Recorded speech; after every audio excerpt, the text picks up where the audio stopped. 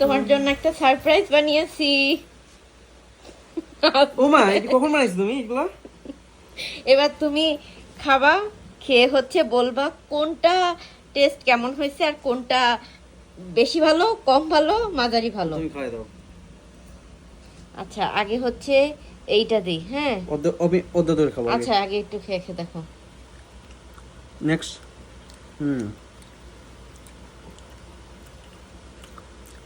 হুম হুম সঙ্গে মজা।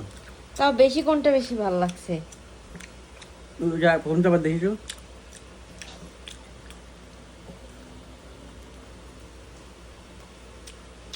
হুম এইটা ফার্স্ট, হুম তারপরে এটা সেকেন্ড, হুম তারপর এটা থার্ড। হুম ঠিক আছে, থ্যাংক ইউ।